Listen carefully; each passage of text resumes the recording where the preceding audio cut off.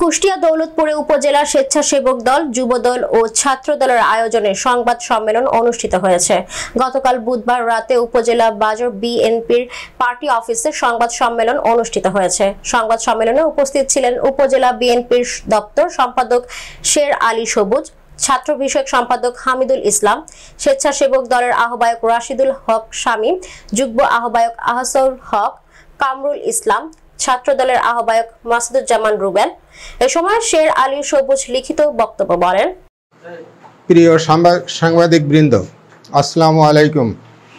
অল্প সময়ে ডাকা এই জরুরি সংবাদ সম্মেলনে উপস্থিত হওয়ার জন্য আপনাদের সকলের প্রতি কৃতজ্ঞতা জানাচ্ছি।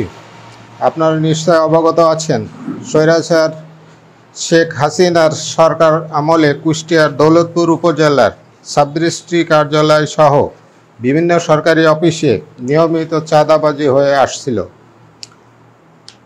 প্রতিদিন এইসব চাঁদার লাখ লাখ টাকা নেওয়া হতো উপজেলার বিভিন্ন এলাকা থেকে আসা নানা সুবিধা প্রত্যাশী সাধারণ মানুষের কষ্টার্জিত টাকা থেকে।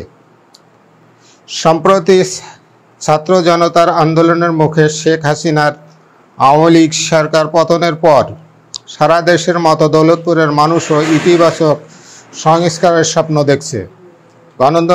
গণতন্ত্রের প্রতীক বেগম জিয়া এবং তরুণ যুবকের অহংকার তারেক রহমানের নেতৃত্বে বাংলাদেশ জাতীয়তাবাদী দল বিএনপি ও এর অঙ্গ সহযোগী সংগঠনগুলো দেশে ন্যায়, নীতি ও সুশাসন প্রতিষ্ঠার লক্ষ্যে কাজ করে যাচ্ছে।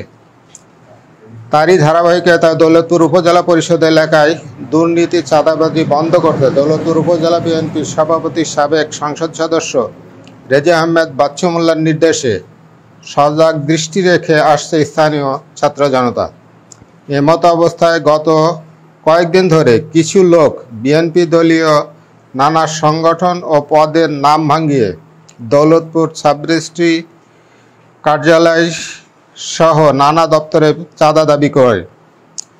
দুর্নীতি হচ্ছে না স্পষ্ট জানিয়ে চাঁদা দিতে অস্বীকৃতি জানায় সংশ্লিষ্টরা জায়গায় ছাত্রদল, স্বেচ্ছাসেবক দল, যুবদল ও বিএনপি সংগঠনের নামে ব্যাপক অপপ্রচার চালাচ্ছে।